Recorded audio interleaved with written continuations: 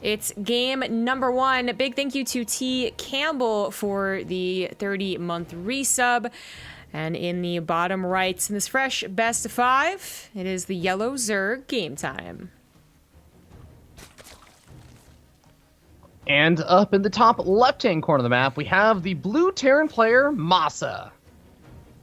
So this is a really, really fascinating match for a lot of different reasons, Zombie Grub. Because MaSa is a player that I think by most standards should actually just kind of, not because GameTime is a bad player, but MaSa is just considered the better player here. He should theoretically be able to outclass GameTime.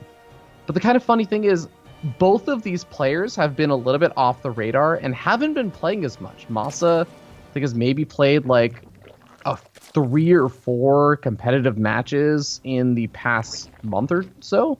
Basically since Montreal, like he's kind of been, he's always been one of those players that doesn't actually play an absurd amount unless he's really, really motivated. And right now it just doesn't seem like he's hyper motivated. But GameTime also is like, I think he had a really, really frustrating loss versus Semper at WCS Montreal. So he has also kind of taken a step back just to like give himself some space from the game. And we'll see how he does now, because I think this is kind of like the beginning of his return. Okay. Yeah, the MaSa for me has always been that guy that I know is good and one of the top performers of NA. You know, there's Neeb and then Scarlet and then MaSa, and then we're kind of at a loss for who really places 4th. Well, it kind of goes between a lot of different people. But MaSa is always such a question mark because I wouldn't really hear a lot about him in the main WCS events until kind of like last year with Austin. Yeah. But I know he'd do well in anything that NA had. And he'd just come down and he'd be like a good, solid player, nothing too fancy, nothing too tricky, and then he'd just win, and I'd be like, oh, okay, I guess this guy is legit. But I wouldn't really have any impact from me, you know what I mean? So the fact that, you know, you're saying that he doesn't play very often, and he's, you know, kind of like been taking a chill break, I suppose, it makes a lot of sense. These guys aren't in BlizzCon, which, you know, there's no other WCS event to really be preparing for, and I don't know, for me, it makes sense for what I've always figured MaSa, which is kind of like this guy that pops up and wins things and then leaves. Yeah, it's actually very funny. I think both of these players, in some ways, they're very, very similar. I think that both of these players, their biggest kind of hurdle oftentimes is sort of like their mental state when they're playing StarCraft, how they think about themselves, how they think about like how good they are or how bad they are, their expectations that they set for themselves, oftentimes ends up being one of the most impactful things about whether or not they're successful. GameTime is someone that a lot of people, especially in the North American scene, have really looked at and said, hey, this guy's the next big thing. But he sets his expectations for himself so high that oftentimes he ends up psyching himself out, and he will get ahead in games. He, at Montreal, literally had Semper, like, basically, like, he had Semper writing his own will, effectively. And he couldn't close out the series because he kind of psyched himself out. MaSa, in a kind of other way, doesn't have exactly the same problem, but he also sets really high expectations for himself. And because of that, weirdly enough, it's like MaSa always does best when he has no expectations of himself. Yeah. So that's kind of like the funny thing where MaSa does best sometimes when he's not practicing. So that's why I'm really looking forward to this series. Yeah, kind of a similar, not perfectly similar, but a similar mentality between these two players and kind of the same place they're both at, you know, emotionally or whatever. Where they, again, like not like most of these players are not going to be in BlizzCon. You know, Neeb is, but he's still here and rocking it. But they would take a bit of chiller time, and maybe their expectations aren't as high, so they actually have their best performances in the Ting Open. That would certainly be great. We do have GameTime almost using a second Overlord, which he really, I think, would have been quite sad about. The Lings had to take a time to actually stop that from happening, so the Queens had to deal with the Hellions over here, which they're doing a fine job of. It's probably in their job description. Keeping a nice tight wall with those Queens as well, kind of a nice little blockade, making it harder for those Hellions to find an opportunity to go for the big run by. And Hellions do get forced back, and I like the fact that GameTime has been able to spread that creep along the more forward route, not just along that third base, but Hellions do finally kind of find their way over there and say, okay, let's stop this and let's throw down those factories that every Terran player loves right now. Yeah, a lot of mech play since basically, I think, Innovation threw it out. I mean, it was on the rise since Gumiho back in like May really started using it well, I think. But then it really hit this peak when Innovation throughout 2-port Banshee and a bunch of other builds too. When all 7 games I think were mech. I don't remember. But anyways, certainly we saw MaSa try it in Montreal, but at that point it'd literally been out for 6 hours in VOD form. So MaSa didn't really get a lot done with those builds. Has since probably perfected it and has a lot more experience playing mech and different types of mech. Right now I do see him going to double armory. No, 2-port Banshee in sight, and probably just into tanks and Hellions. Yeah. Okay, but here we go. We do have, like you said, those factories being plopped on over. One thing that I really love about MaSa when he goes through this playstyle is you see this from a lot of players. Like every player's doing this. They go for the 2 Thors, and you also pop out a medevac and you start you pop out 2 medevacs and you start microing around those Thors and putting on some aggression. MaSa is, in my opinion, one of the best players when it comes to micro with those Thors. And I am saying, like, in the entire foreign scene, I think he is one of the best at microing those Thors. He gets an absurd amount of damage done with them oftentimes. I would agree to that. Europeans, generally the people you look to as, the best foreigners. So there's not a lot of European Terrans, and the ones that there are, the chance that they're actually going to go mech is even slimmer. So I would say that, yeah, micro-wise for this opener, he probably has a good handle on it. This is also one of the most popular, oldest forms of doing mech. So I know Gumio is really quite good at it, so I'm glad I said foreign Terrans, because of course Gumio has been quite good at it. You can actually even do a push off of this when you go for double Thor medevac drops. If you see an opportunity, if they're being a little too greedy, realizing that it's mech, if they've gone for the wrong composition, you include the Hellions and the Hellbats, and you actually push while you're going into tanks. Oh man, small little thing. Okay, Game Time does correct it. He had 2 drones and gas. Oh my god, actually he cancels the Spire, throws down a Hydra infestation, but what did he just see that may have prompted that? Only just saw it was mech. He actually had not gone into the main base. That was the first time he saw what the army looked like. There was an obnoxious amount of Hellions that was kind of suspicious, so he had to react as quick as possible. Okay, well, he's sending a large number of Lings across the map to go for a counterattack, but the Thors, as well as all these Hellions, are going to be moving in from 2 different angles. There is nothing over at the natural to defend against the Thors. A handful of Lings may be over there to help defend, but they will only buy time. They will not push this back. Nah. Queens have to be getting on top of those medevacs as well, but not really a chance of that with the Thors basically protecting them. Hydra's desperately on the way, and all the Queens from the right side had to come back and help out with this. Oh, man, Game Time probably not going to be super happy. You can just see that the supply is starting to really favor MaSa. This is the scary thing about MaSa, is that he used to be this player that I think I would always think of as, the early game is where he's really strong and his macro kind of falls behind it sometimes because he over micros, but he's definitely in the past couple of years become this player that's like, okay, he does all this micro, and you look back and he has an entire army behind it. Cool. What do you do now? Yeah.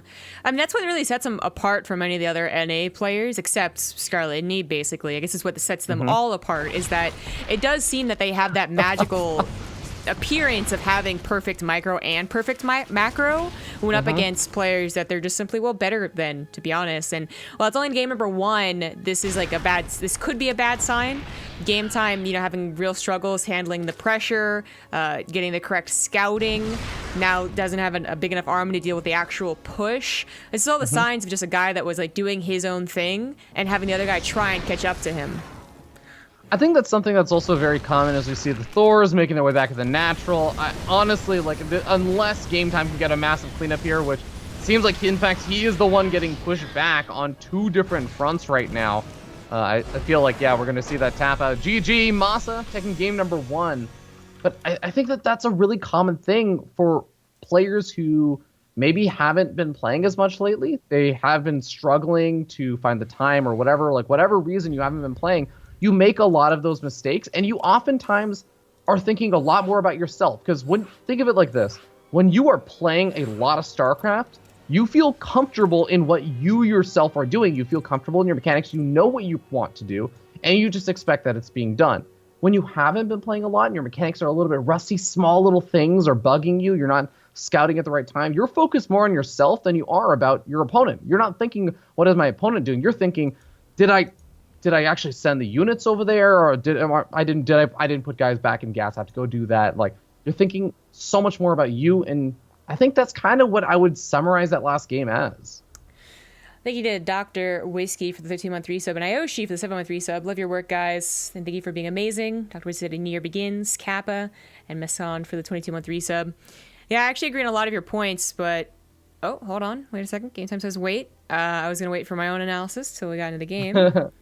But he needs a second. Okay, so, yeah, I think that was, definitely some of that. And you're absolutely right. Like, the first thing when you get back into a game, or you feel like you're out of practice of the game, is just constantly double guessing yourself. And, as you said, worrying about what you're doing and not what you should be looking for, what they're doing. Also, so there's actually MaSa turn off his skins. It's interesting.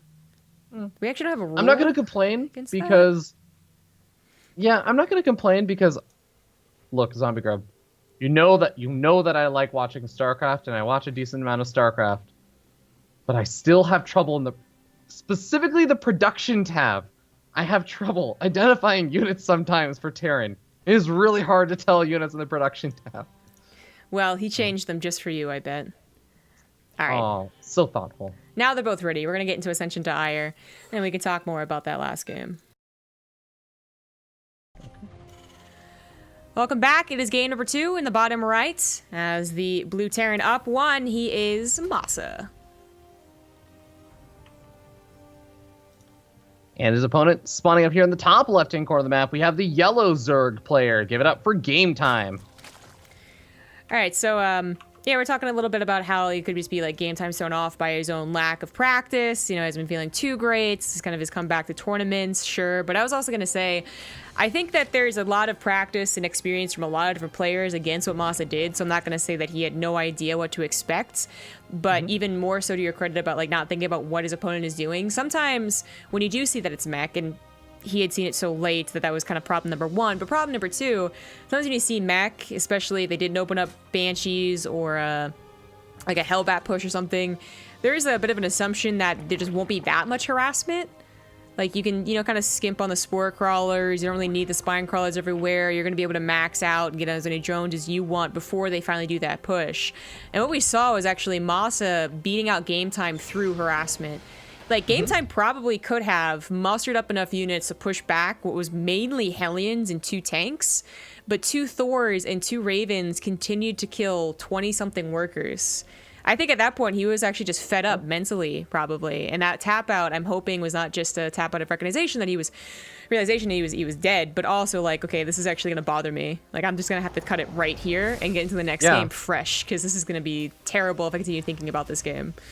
Yeah, just being able to, exactly what you were saying, kind of cut your losses and say, like, I don't want to subject myself to this kind of thing, this situation where I am playing worse and worse and worse and it's snowballing, and then have to play in game number 2 with that horrible mentality and that horrible recollection of that kind of experience where nothing is going right. You want to break the habit of things going wrong by resetting nice and early on. So I agree. I hope that's kind of what Game Time is going to be able to do, hopping into game number 2, because as much as I do still think MaSa is favored coming into the series, even if Game Time is in good shape, I think that Game Time definitely stands much more of a chance if he's able to play the kind of game he wants to play. Yeah. Well, certainly it'd be more on point about a secondary scout, pretty much guaranteed. Since getting shocked by the mech last game. And that the lack of secondary scout might have also been due to almost losing his second overlord. That might have been what was supposed to go in. Definitely there's momentum shifts affect Zerg by far the most. Like, if you get thrown off, it's so much more likely to snowball as a Zerg player. In my opinion, sure, but I think that I've heard enough people agree that I'm not too ashamed to be like, yeah, I think this is a universal thing. Because of course, a lot of their economy is tempo based. Do I drone or do I make army? Oh boy. Well, here's the thing that's really, really difficult, and to your credit, maybe this will not be as big of a deal if Game Time's big lesson that last game was, let's make sure we scout out our opponent. MaSa is not the kind of player that will play the same way multiple games in a row unless he's doing it almost as a bit of a mind game, because he is one of the most mental, mind-gamey players out there in the North American scene. He is always thinking about how to get in his opponent's head. And going for the double starport is certainly one way to really get in your opponent's head and kind of mess with them. Fortunately, Game Time does not seem to be the type of Zerg player that goes for Overlord speed. which I think is going to become more and more popular as you get up to BlizzCon, and maybe even a little bit after. But he would really need it right now to see that double sword port, because there's a Viking on the way. It's going to kill both of the overlords before they can suicide in. Those Hellions got 2 drones, but more importantly, they did in fact see the Roach Warren. At this point in time, it doesn't necessarily say that it's going to be an attack, but he knows he delayed the 3rd base, and in fact hasn't even seen the other one. Oh, he did see the other one, but he knows he delayed it, and he's got to be a little bit worried about it. But I actually think he doesn't be worried at all. His Banshees will take care of the Roaches, no problem, and GameTime has potentially chosen a bad maneuver against what MaSa is specifically doing. I mean, I will do you one better, Zombie Grub. Not only will the Banshees take care of the Roaches, there are no Overseers. And if, for some reason, GameTime doesn't opt to get Spore Crawlers, he will literally not have detection. He will actually legitimately just die to any form of a counterattack once the Roaches die. It's going to be a huge problem. Actually, even just leaving one Banshee at home and going for a counterattack with the other Banshee, which has hyperflight rotors and can make its way across the map in an instant, that alone will be a problem for GameTime. I would say Masa's so confident he salvaged the bunker, but the bunker was a fake anyway, so a healthier, actually, funnily enough, like a healthier command center would buy more time, potentially. But it is all about the Banshee, so whether or not he expected this, I don't think it might not matter. We'll see how the Lings really do enough damage, because that's where Banshees suck against an attack like this, is dealing with the floods of Lings. All right, Ravagers do not manage to land anything on top of the SCVs, so that instantaneous damage is not quite as effective. Supply depots are getting taken out. That's where it seems like GameTime is spending most of his corrosive vials, but the Ravagers starting to get focus fired down, and once those are gone, this Banshee count starts to build up. The worker count has been reduced very mildly, but 6 workers. GameTime needed something like 25 to 30 workers to make this worth it. Yeah, exactly. Now the Lings, SCVs are definitely pulled a little prematurely into that natural, so, you know, doubles the amount there, right then and there. 17 is not bad. But it's like we were saying before, you need more than that. And there are still more units coming out, but there's 2 Banshees being made at a time. This is going to be harder and harder to make work. Hellions also popping out, and GameTime still doesn't have a lair. He's now throwing down some Spore Crawlers, which is going to take a little bit away from his drone count, but this still is a really dicey situation for him. Yeah. The only reason MaSa even made this look close is that he brought his SCVs too early back into the mineral line. He did something really neat too, which was, I don't know if it was on purpose, but his Hellions had actually managed to circumvent the Ravagers and take care of a lot of the Ling reinforcements. 100% that's what Zerg is going to be reinforcing with. It's faster to reinforce with, and they're the tricky ones to clean up, but the Hellions dealt with like 15 or 20 of them before they even got into the natural base. And now the Banshees are doing what they're supposed to, which is just finding that one little area where they can't actually be attacked by the Spore Crawler and killing things. Yeah, including a hatchery, which is not something you normally do with Banshees, but when you have this many, you can, and you can nearly one-shot queens, I think. 2-shot them, it looks like. He's getting closer and closer to being able to one-shot them, and this was an unfortunate decision by GameTime. If MaSa had been going for like a Hellbat push, GG, maybe a faster 3rd CC, even if he had gone for like Cyclones, perhaps there's a chance there, but like specifically the Banshees and the Lings not really causing such chaos, it was just a terrible thing to do, which, not quite a build order win, but like kind of close to it. That's just like a really frustrating way to lose also, because once again, to an extent, it was because of scouting information and not really seeing what MaSa was going to throw at him. Granted, again, I think there are other factors in play, like he was looking to go for something that didn't really need to involve a lot of scouting, but, well, that is the way the cookie crumbles, and now he has to go into game number 3 in a very, very desperate situation.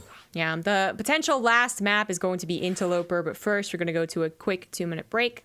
See you guys soon. Welcome back. In the bottom right, he is down to 0. It is the yellow Zerg game time. And his opponent up here in the top left-hand corner of the map, the mental mind gamer himself. It's the blue Terran player, MaSa. Could be throwing out all different types of mech openers in this series. Certainly see that if it, you know, I feel like most players aren't entirely mech one way or the other. Not all 5 games mech or all 5 games bio. nowadays anyways. A lot of people are experimenting with mech even if they don't usually do it. But I feel like MaSa, whenever he's in a mech mood, has done an entire series with mech. He just has different the openers. So I would not be surprised at all in this game. For instance, he did like something really aggressive, like a Hellion Cyclone thing, or even just a Hellbat attack to start things off. Yeah, the Banshees worked out really well last game, but I think he just likes being aggressive. Yeah, but also just mixing his playstyles up. Like this guy really is like, if he's I don't know, I'll say it as plainly as possible without trying to sound rude, but if his macro and micro was better, I think he has all the actual correct attributes to being like competitive to the Koreans. You know, he's got the different build orders, he's got the mindset, unless he's particularly, you know, down. Usually he's actually a very stable guy to depend on, not to tilt. And he can play every different style too. It's not like him just throwing out styles usually that he's never practiced before. It's just that, yeah, okay, the micro maybe isn't as good as innovation, right? Yeah, as much as I talked about the, I guess, like the mental struggles that someone like MaSa has, they're usually not, like, with game time, I think that his mental state is something that he deals with on a game-to-game basis. Every game that he has been losing to MaSa, I think, has probably affected his play and is going to make things significantly harder. But like you said, MaSa's actually got a pretty stable mentality on the game-to-game basis. It's more of an overall, overarching, like he approaches a tournament or within the course of a week or a month. Yeah. His overall status in terms of like how good his macro is, how good his micro is, how much he's practicing, all of those things are really what changes. So when you see MaSa's in form, like you can actually just expect him to be in form for the rest of the tournament. It's not going to likely change anytime immediately soon, but when he's not in form, oh boy, it can be really disappointing.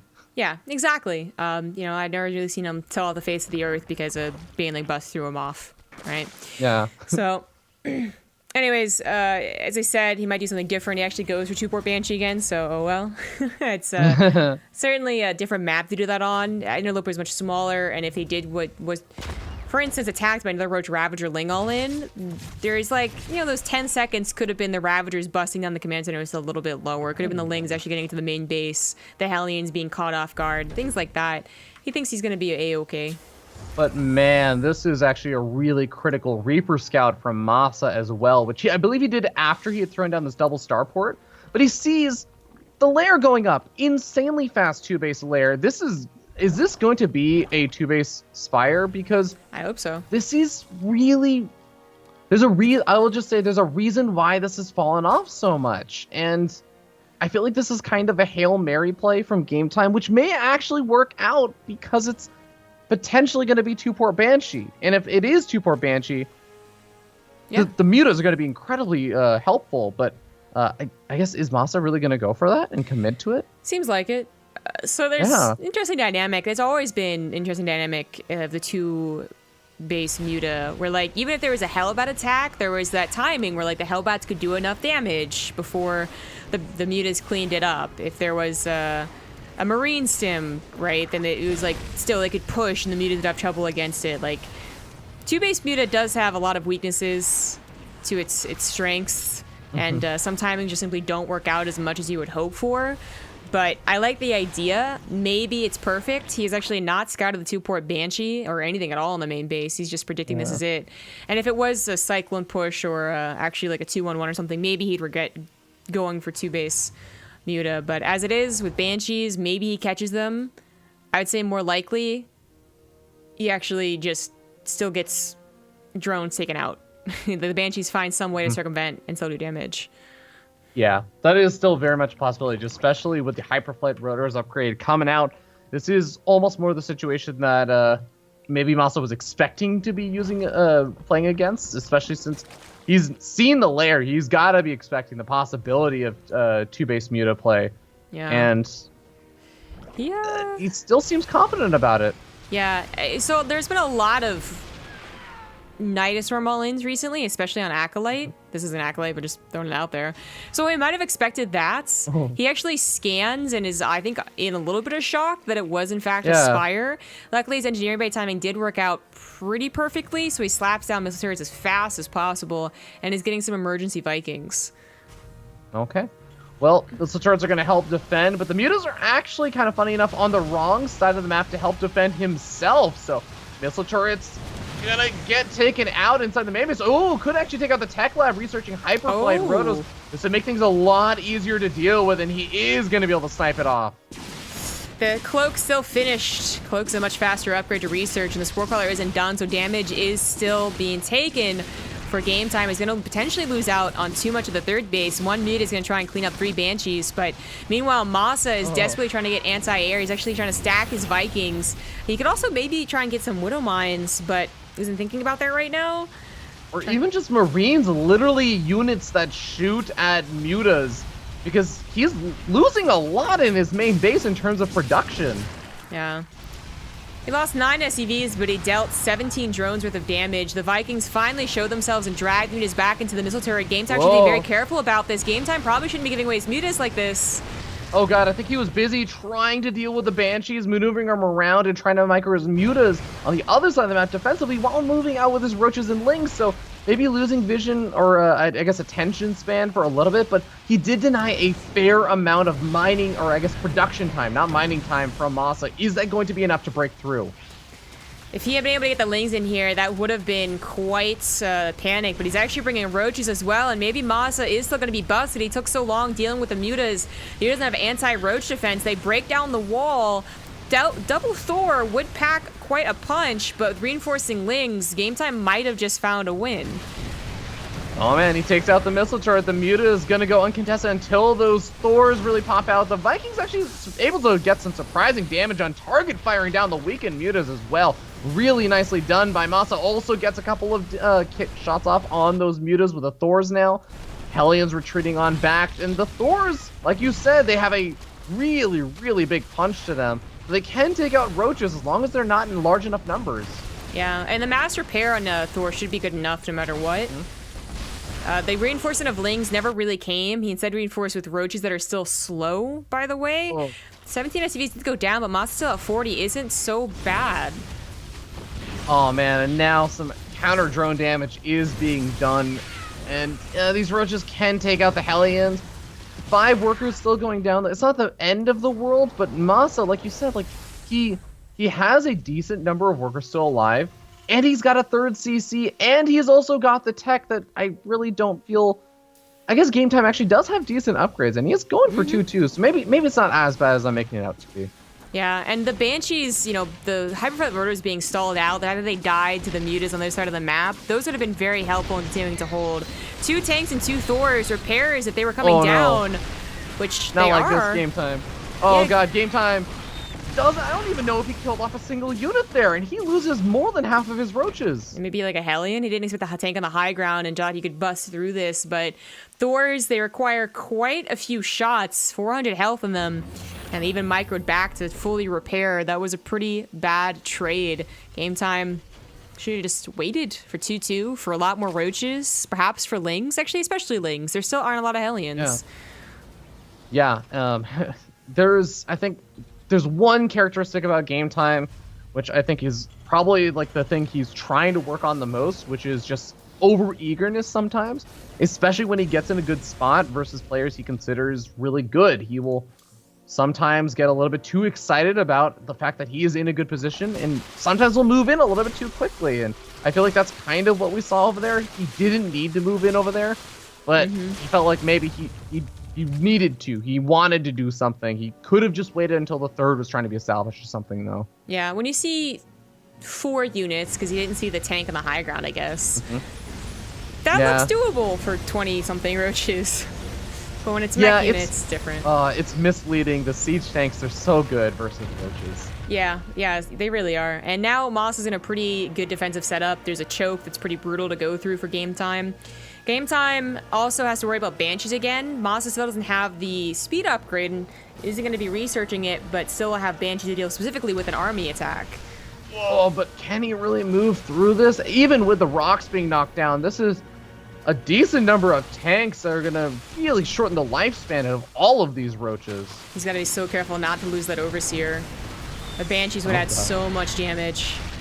Yeah, the mutas have really got to target fire down those Banshees, and he's actually doing an okay job, but the mutas all getting taken out pretty damn quickly. And now GG gets called. MaSa gonna be taking the game despite actually being down about 40 supply when game time tapped out. Yeah, well, that's how roaches work out, right? Yeah. Game time knew that it wouldn't be much of a macro game beyond that, especially since like Interloper gets in the mid game and the tanks like can abuse any one of those chokes. MaSa just got the achievement BlizzCon 2017 War Chest Master because I think he just unlocked the last War Chest thing. Yeah, I guess so. Well, game time was very close to getting that win. The shock and awe of the muted build apparently wasn't quite enough, but it almost was. We're going to be doing the losers match first. That's how we do it on BaseTradeTV. So MaSa's gonna go get something to eat, and then we'll be getting into Puck versus Game Time as soon as possible. And we're watching the stream to catch up on the score. Oh, I guess I'll just watch the stream. Okay, yeah. So Game Time versus Puck will be happening after this break. See you soon.